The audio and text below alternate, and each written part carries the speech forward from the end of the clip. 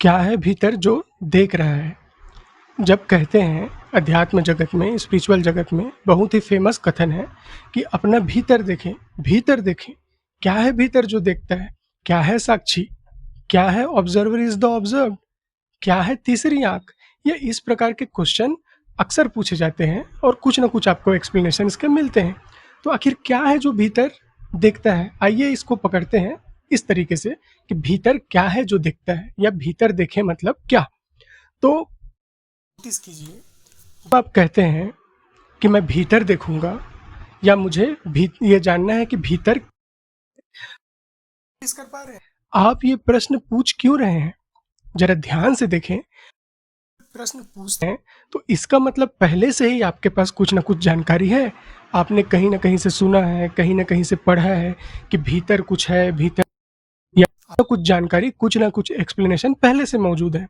वरना आप ये सवाल पूछते ही क्यों? जिसको कुछ भी नहीं पता वो पूछेगा ही नहीं, जिसके पास इंफॉर्मेशन नहीं होगा। या फिर ये शब्द आप दोहराते नहीं, साक्षी, दृष्टा, इस तरीके से जो शब्द है, तीसरी आंख, ये ऐसे ही आप हवा में नहीं, इधर पीढ़ी ट्रांसफर हुआ इसलिए आप इस चीज को दोहरा रहे हैं।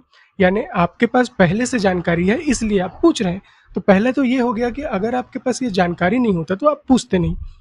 अब आते हैं दूसरे पॉइंट पे कि भीतर देखें।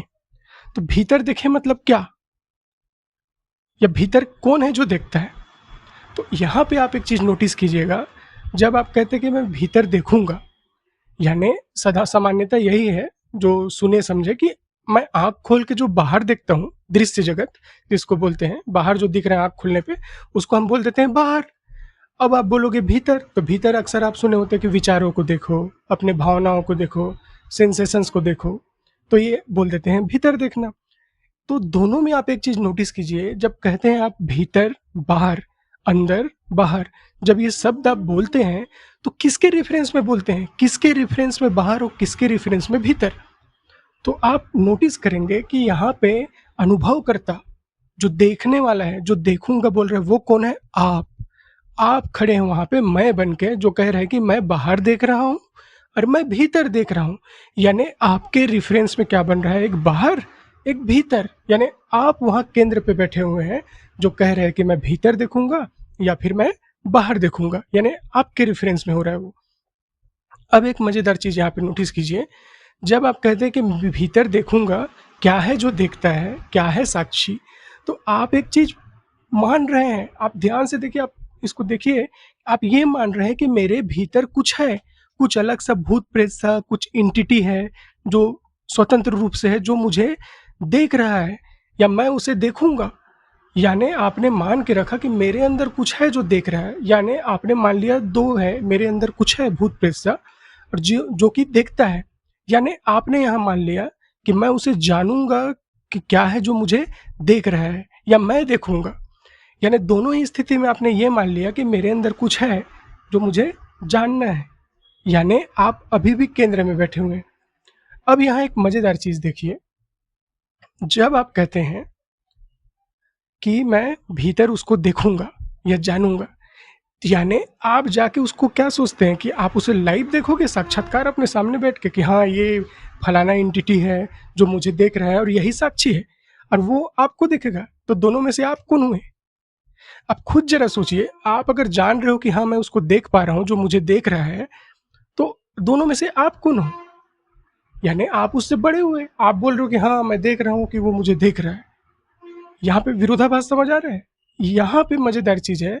तो अगर आप बोलोगे कि नहीं भीतर जो है वो मुझे देख रहा है, तो ये भी है कि फिर वो साक्षी को कौन देख रहा है? आप ये भी बोल सकते हो कि नहीं मैं नहीं देख सकता उसको, वो मुझे देख रहा है। बिल्कुल। तो आप ये बताइए, इस कंडीशन में आप ये कैसे जाने कि साक्षी है? यानी साक्षी को कौन देख रहा है फिर? और फिर जब बोलेंगे कि नहीं साक्षी को भी कुछ देख रहा है, तो फिर बोलेंगे उसको कुछ देख रहा है। समझ रहे हैं? ये एक मेटा खेल है। मतलब एक को पकड़ने जाओगे, दूसरा पकड़ाएगा, फिर उसको कौन देख रहा है, उसको उसको कौन देख रहा है, ये चलते रहेगा। यानी कुल मिला के आप केंद्र पे बैठे हुए हैं। अब एक मजेदार चीज पे आते हैं। इसको, अभी इसको आप, इसके आगे जो भी आप बताऊंगा वो इसको विरोधाभास समझिए या मनोरंजन समझिए, आपको मानने की जरूरत नहीं है। या आपके पास पहले से ही बहुत ज़्यादा जानकारी है तो इसको तो और भी मत मानिए। लेकिन हाँ कुछ है मैं जो आपको बताना चाहता हूँ, तो ये है, यहाँ से विरोधाभास शुरू होगा कि आप जो है, जो आप बोल रहे हो कि मैं देखूँगा, जानूँगा, ये अगर एक फ्रैक्शन सेकंड के लिए भी किसी भी प्रकार से अगर केंद्र से हटा, जो अनुभव करता है यानी आप जिसको आप मैं बोलते हो, फ्रैक्शन सेकंड के लिए भी हटा, तो उसके बाद कोई भीतर बाहर नहीं होता। ये आपका रेफरेंस है, आप बीच में खड़े हुए हो मैं बन के, वही है, वरना वो फ्रैक्शन सेकंड के लिए हटा, खत्म। उसके बाद कोई जानने वाला नहीं, कोई बताने वाला नहीं, कोई ये महसूस करने वाला नहीं कि कौन है क्या है। वो कोई नहीं है कि ये देख रहा है वो देख रहा है, ऐसा कोई सवाल नहीं बचेगा। आप सेंटर से जैसे ही हट सेकंड आप कभी कर नहीं सकते। क्यों पता है? इसलिए नहीं कि आप में कोई कमी है कि आप कम जानकार हैं कि आपको नहीं पता है, ठीक है? इसलिए नहीं, इसलिए क्योंकि आप कुछ भी करने जाएँगे किसी भी विधि से, किसी भी मेथड से, चाहे देखने से, किसी भी तरीके से, तो आप तो बने ही हुए हैं केंद्र। फिर कुछ लोग क्या बोलेंगे, नहीं अब मैं कुछ नहीं करूँगा, क्योंकि अध्यात्म जगत में भी फेमस है कि कुछ नहीं किए या मैं कुछ नहीं पता मुझे, मतलब ज्ञान होता है। तो मन ये भी बोलेगा कि नहीं आज के बाद मैं कुछ भी नहीं कहूँगा, और ये बोल के भी वो बैठ जाएगा। ये मज़ेदार खेल है, एकदम गजब का खेल है ये। तो मन उसका भी रूप ले लेगा, यानी वो अपने आप को बना के ही रखेगा, कंटिन्यूटी हटने नहीं देगा, क्योंकि जैसे ही हटा उसका खेल खत्म, यानी आपका ही खेल खत्म। तो इसलिए वो खुद को बना के ही रखेगा। और एक चीज़ आपको बोल रहा हूँ यहाँ पे, इसको मानने का आपको ज़रूरत नहीं है, आप ही मन हो। जब आप कहते हो ना कि मैं मन को जानूंगा, तो मन ही कह रहे हैं मन को जानूंगा। और ये मस्त लूप है ये, इसमें फंसा के रखता है वो। और ये कुछ भी रूप लेता है, याद रखिएगा, कभी ये गुरु बन जाएगा, कभी शिष्य बन जाएगा, कभी बोलेगा मैं खोजी हूँ, कभी बोलेगा कि मैं ध्यानी हूँ, कभी बोलेगा मैं ज्ञानी हूँ, कभी बोलेगा मैं तो कुछ नहीं जानता, कभी बोलेगा तो मैं तो ये हूँ, मैं वो हूँ। मतलब ऐसा कोई रूप नहीं है बाहर जो ये नहीं ले सकता, हर रूप में यही है। वो अपने आप को बना के ही रखता है। इस कुछ भी आपने विधि उपयोग किया या थोड़ा सा होशियार बने कि मैं कोई विधि उपयोग नहीं करूंगा, मैं कुछ नहीं करूंगा, तो भी वही बना हुआ है। ये आप उसको हटा ही नहीं सकते, क्योंकि आप अपने आप को ही कैसे हटाओगे वहां से, क्योंकि कुछ भी किए आप वहां पे कंटिन्यूटी बना रहेगा। तो अब यहाँ पे एक चीज देखते हैं कि जब आप कहते हैं कि भीतर कौन है जो देखता है, अब आप खुद सोचिए क्या है जो देखता है, क्या है जो देख रहा है, किसको आप देखोगे। तो यहाँ से मैं ये छोड़ रहा हूँ, बाकी आपके ऊपर है, आप क्या देखेंगे। हाँ, बाकी इसको मानिए मत, इसको बस ये समझिए कि ये भी एक जानकारी है, बाजार में जो बिकता है वैसे ये भी एक जानकारी है। आपको बिल्कुल मानने की जरूरत नहीं है, क्योंकि इंटेलेक्चुअल अंडरस्टैंडिंग आप समझ जाओगे।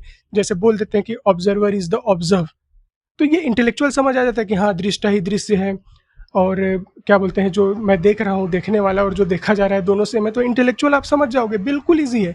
आपको तर्क लगाना है, समझ जाओगे, आप 10 जगह ज्ञान दे सकते, लेक्चर दे सकते। लेकिन ये भी देखिए, ऑब्जर्वर इज द ऑब्जर्व जो है, लेकिन ये जो जान कौन रहा है कि ऑब्जर्वर इज द ऑब्जर्व, जो जानने वाला है वो भी ऑब्जर्वर है, और जो ये कह रहा है कि जो जानने वाला ऑब्जर्वर है वो भी ऑब्जर्वर है। ये मेटा लूप है, इसको आप शब्दों में नहीं पकड़ सकते।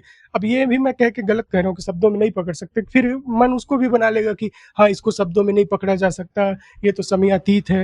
ये पूरा गेम है ये, ठीक है। तो आप कितना भी जानकारी इकट्ठा कर लिए, कितना भी आप वो कर लीजिए, जब तक मैं सेंटर में बना हुआ है, जब तक सेंटर में बना हुआ है, अनुभव करता मैं जानने वाला, तब तक आप ही खेल रच रहे हैं, आपसे ही, और आप ही बने रहोगे इस लूप में।